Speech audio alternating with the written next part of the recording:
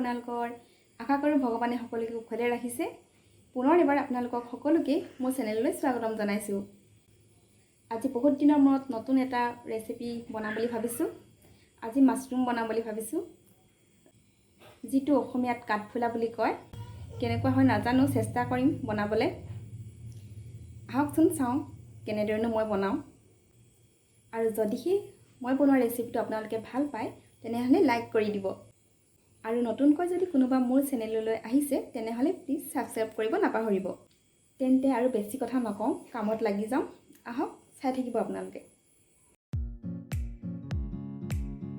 আজিৰ ৰেচিপিটো বনাবলৈ মই লৈছোঁ 200 গ্ৰাম মাছৰুম আৰু মাছৰুমখিনি ভালদৰে ধুই লৈছোঁ আৰু এটা কেপচিকাম সৰুকৈ কাটি লৈছোঁ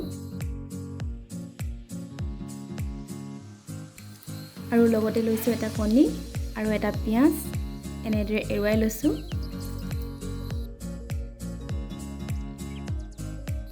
আৰু এয়া চাওক অলপ কেপচিকাম মই দীঘলকৈ কাটি থৈছোঁ আৰু লগতে এটা গাজৰ এনেদৰে দীঘলকৈ কাটি থৈছোঁ আৰু লগতে লৈছোঁ এয়া 3-4টামান জলকীয়া আৰু এয়া অকণমান লৈছোঁ কৰ্ণফ্ল'ৰ আৰু এয়া ৰচুন কাটি লৈছোঁ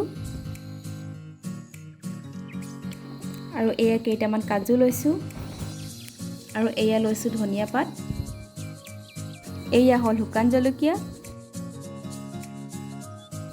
অলপমান হালধি আৰু এয়া হ'ল মছলা যোনবোৰ আমি সদায় ব্যৱহাৰ কৰি থাকোঁ নামবিলাক কৈ দিছোঁ এয়া হ'ল জালুকৰ গুড়ি এয়া ধনিয়া পাউডাৰ আৰু এয়া হ'ল ৰেড চিলি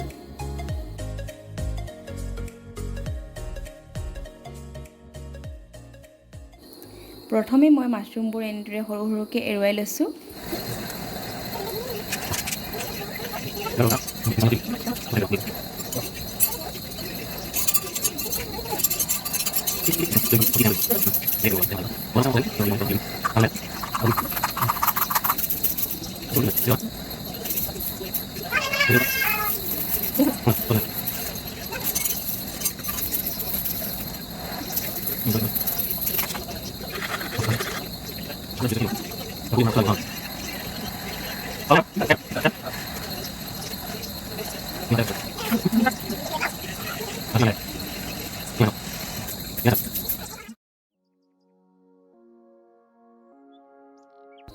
এতিয়া ইয়াক এটা পাত্ৰত ৰাখি দিম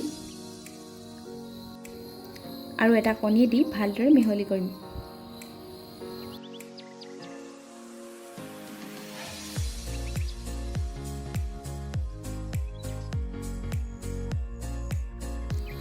এতিয়া 3 চামুচমান কৰ্ণফ্ল'ৰ দিছোঁ আৰু ইয়াকো ভালদৰে মিহলি কৰি ল'ম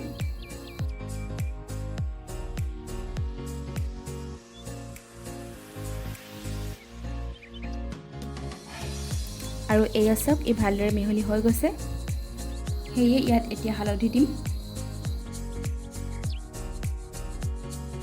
আৰু এতিয়া এয়া জালুক ৰেড চিলি আৰু ধনিয়া পাউডাৰ দিছোঁ আৰু ইয়াক ভালদৰে মিহলি কৰি নিম অহ আচল বস্তুটো পাহৰিছোৱে এভৰিডে নিমখ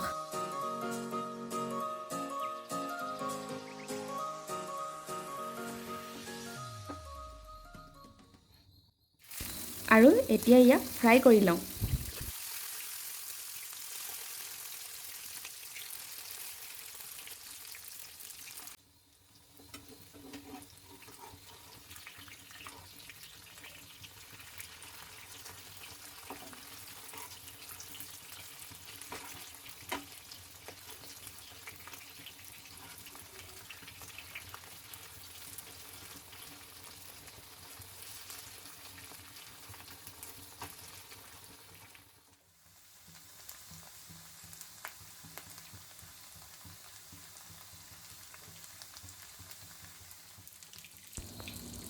এতিয়া ফ্ৰাই কৰা হৈ গ'ল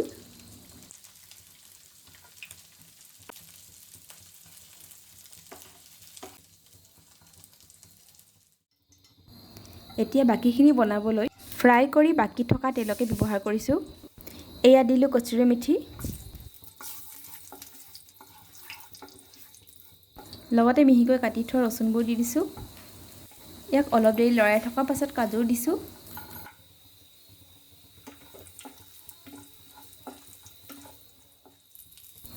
এয়া দিলোঁ শুকান জলকীয়া। এয়া হ'ল কেঁচা জলকীয়া।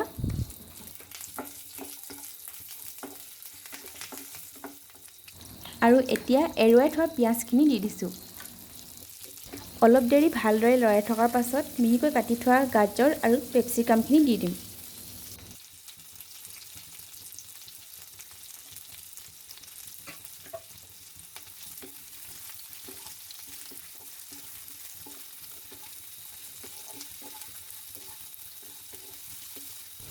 এতিয়া বেলেগকৈ কাটি থোৱা কেপচিকামখিনি দি দিছোঁ। আৰু ইয়াক ভালদৰে লৰাই থাকি সোৱাদ অনুযায়ী নিমখ আৰু হালধি দি দিম।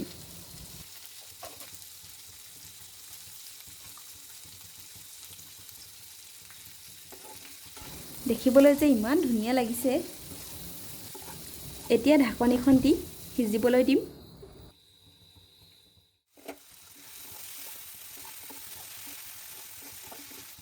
আৰু এতিয়া ইয়াত অলপমান জালুক, ধনিয়া পাউডাৰ আৰু কেঁচা ধনিয়া পাত দিম।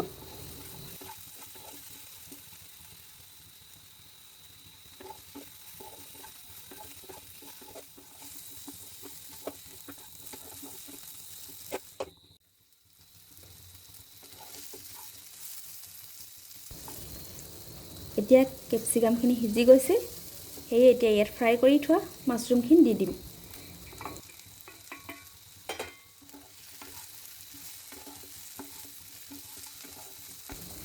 এইখিনিতে এটা কথা কৈ থওঁ যে যদি ভিডিঅ'টো চাই ভাল লাগিছে তেনেহ'লে লাইক আৰু কমেণ্ট কৰিবলৈ নাপাহৰিব।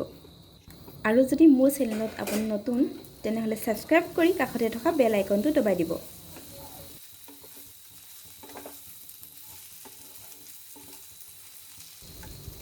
এতিয়া ইয়াত আধা কাপ পানী দিম যাতে চব্জিখন আৰু অলপ ভালদৰে সিজি যায়।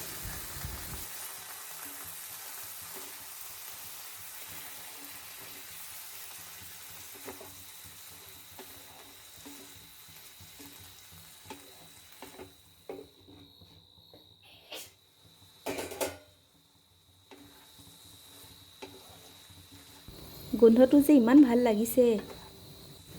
এতিয়া চব্জিখনৰ সোৱাদটো আৰু অলপ বঢ়াবলৈ অকণমান চচ দিম।